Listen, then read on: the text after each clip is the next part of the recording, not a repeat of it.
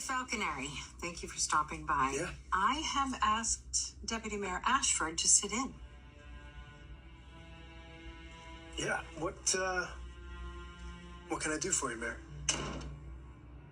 We would like a full update about the Austin Gatlin Holt murder case.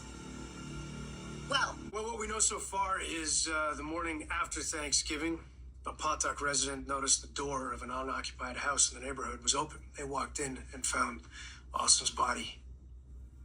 How was he killed? 2 shots to the chest, close range, sometime in the 48 hours leading up to Thanksgiving. And do we know who owns the house where he was found? And when was it last lived in? It was being used as a weekend and short-term rental, but it hadn't been occupied since late September. And it was owned by the victim, Austin Gatlin Holt. I am concerned that you're not further along in the investigation at this point. Austin Gatlin Holt was a doctor at General Hospital. He was related to the Quartermains. There are many people in this town who want to know who's responsible for this man's murder. Right, I get that, Mayor, but we're doing what we can. He wasn't killed here. Which means this case is officially being handled by the Pontoc PD. That's right, and we're in constant contact with them, and we're also talking to Austin's associates here in Port Charles. Has either department come up with any suspects? No one officially yet, but there are a couple persons of interest. One of them is your brother.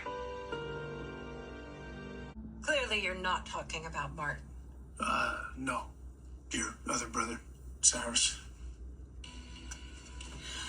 Well, considering his rap sheet and all the crimes I personally saw him commit, he's certainly capable of murder. What's his connection to Austin Gatlin Holt? Looks like both Austin and Mason were working for Cyrus the whole time he was in Pentonville. Doing what? And how do you know this? Yeah, Dante, this is a huge accusation. Do you have any proof? I have a confidential informant, and they are telling me that Austin visited Cyrus in Pentonville at least one time, maybe more that we don't know about yet. Well, that's interesting. It is interesting, especially when you consider the fact that Austin testified at Cyrus's hardship release hearing, saying that he was ill and that he wasn't a danger. Okay, it shouldn't be too hard to figure out how many times Austin visited Cyrus in prison. There's a visitor's log. There's security footage. Pentonville's full of cameras. You're right. In theory, that should be the case, but when I called Pentonville and asked them, they said that they had no record of Austin being there at all. Is there any possibility that your confidential source is lying? Not a chance. They'd have no reason to. I think someone wiped the records clean. I'd like to know your opinion, Dante. Do you think Cyrus murdered Austin Gatlin Holt? I don't have any evidence to back up that theory. I'm not asking about evidence. I'm asking your opinion. Did Cyrus have a motive? Yeah, sure. Austin came to see me at the PCPD before he died. Told me he was worried that Mason was going to make it look like Austin kidnapped Ava.